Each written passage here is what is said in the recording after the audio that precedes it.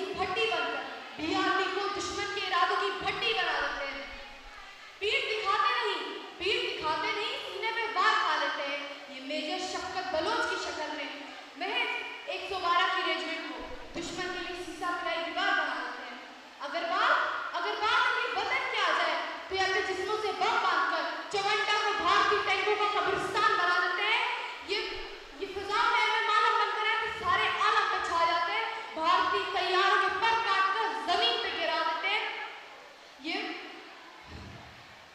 ये यूनुस हसन खान की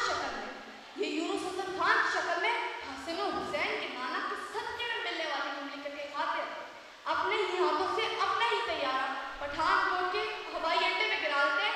भारतीय तैयारों की सबों के सब में उड़ा देते हैं, क्योंकि ये पाकिस्तान को अपनी माँ बुलाते हैं।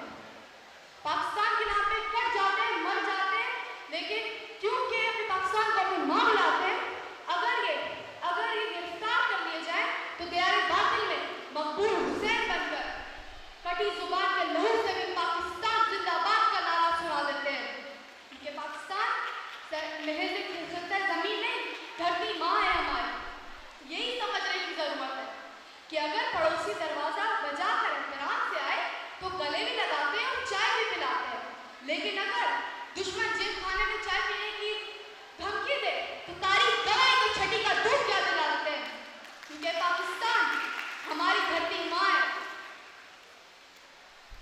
आप आज अपने पाकिस्तान की दुआ करेंगे कि अल्लाह ताला पाकिस्तान की हिफाजत फरमाए, पाकिस्तान की अफवाज की हिफाजत फरमाए और पाकिस्तान की हिफाजत